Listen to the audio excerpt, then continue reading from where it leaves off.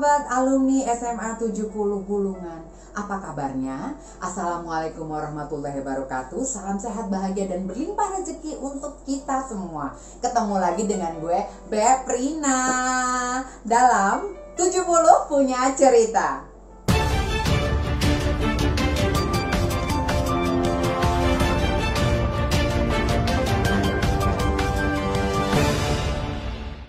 Hai, balik lagi sama gue Beprina. Gue seneng banget belakangan episode yang kemarin sama yang sekarang gue mau ceritain kisah-kisah inspiratif yang insya Allah bisa bermanfaat buat lo semua ya. Jadi yang kali ini adalah cerita yang menurut gue dalam banget, kayak yang kemarin. Semuanya cerita inspiratif tuh pasti dalam banget rasanya ya. Yang kali ini judulnya adalah Berbuat Baiklah Meski Sempit. Oke, kita mulai. Hari itu ada seorang wanita kaya yang sedang melakukan perjalanan. Di tengah perjalanan, mobilnya rusak dan tidak bisa melanjutkan perjalanan. Dia bingung, dia takut juga.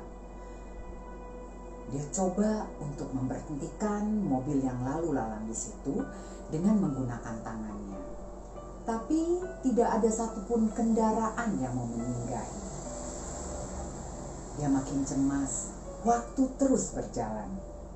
Rintik hujan mulai turun dan hari sudah berarak menjadi gelap. Tiba-tiba, tidak lama kemudian, ada mobil tua yang payah berhenti persis di samping nyonya kaya tersebut.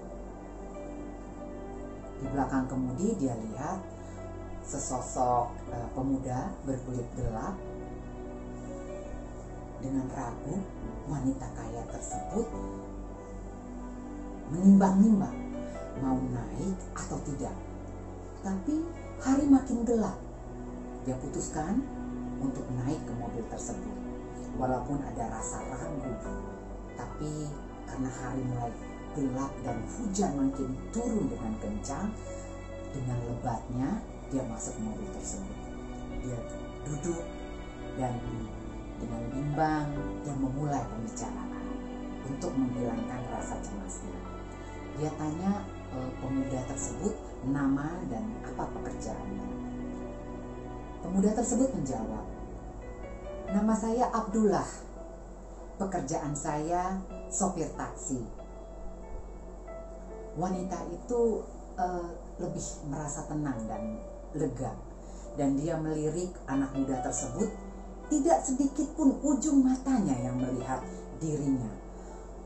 Ya, rasanya dia khawatir sekali kalau semua orang sedunia tahu bahwa dia adalah orang kaya. Akhirnya kendaraan tersebut sudah mulai memasuki kota. Lalu wanita tua tersebut bertanya kepada Abdullah, "Berapa upah dari perjalanan yang mulai dari mobilnya mogok sampai ke kota?" Tapi Abdullah terdiam.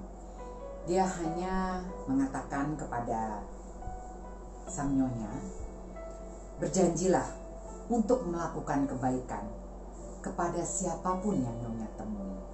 Itu yang dikatakannya. Merasa lega karena dia tahu bahwa supir tersebut adalah orang yang beradab. Nyonya kaya raya tersebut memasuki salah satu kafe. Sambil menunggu, dia memesan secawan kopi hangat. Dia perhatikan pelayan wanita yang menyuguhi kopi tersebut penuh dengan susah payah dengan perutnya yang membesar, hamil. Dia bertanya kepada pelayan itu, "Kenapa kamu kelihatan lelah dan susah payah berjalan? Seharusnya kamu rehat dan istirahat."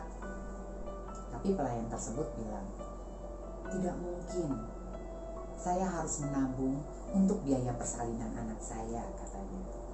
Secawan kopi panas itu pun selesai diminum oleh nyonya kaya tersebut. Dan nyonya kaya tersebut memanggil pelayan yang tadi melayaninya yang sedang hamil besar. Dia memberikan uang dan pelayan tersebut membawa uangnya ke kasir. Dia menyiapkan kembalian yang senilai 10 cawan kopi yang tadi diminum Nyonya Kaya. Saat dia kembali untuk memberikan kembalian uang tersebut kepada Nyonya, dia lihat bangku Nyonya tersebut sudah kosong.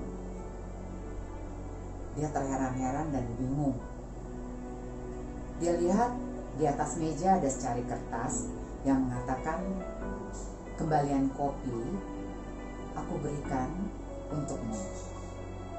Dan aku juga meninggalkan hadiah untukmu dan calon bayimu di bawah meja ini. Dia terkaget-kaget karena di bawah meja itu ada segenggam amplop yang cukup tebal yang isinya tuh duit. Isinya duit. Hampir saja dia berteriak dengan kuat. Karena setelah dia lihat uang itu senilai dari 6 bulan gajinya bekerja di kafe itu. Rasa lega, rasa yang tidak dapat diungkapkan oleh pelayan tersebut, bahagia karena dia memiliki tabungan akhirnya. Air mata tidak mungkin dibendung lagi. Pelayan tersebut merasa bahagia. Dan dia akan mengabarkan berita bahagia ini kepada suaminya. Yang dia tahu bahwa suaminya telah bekerja keras dan benar begitu galau untuk mengumpulkan biaya persalinan bayinya. Dia menerobos pintu rumah untuk masuk. Dan dia panggil-panggil, dia teriak memanggil suaminya. Suaminya kaget dan terheran-heran. Ada apa? Ada apa? Apakah sudah waktunya persalinan? Itu suaminya ngomong.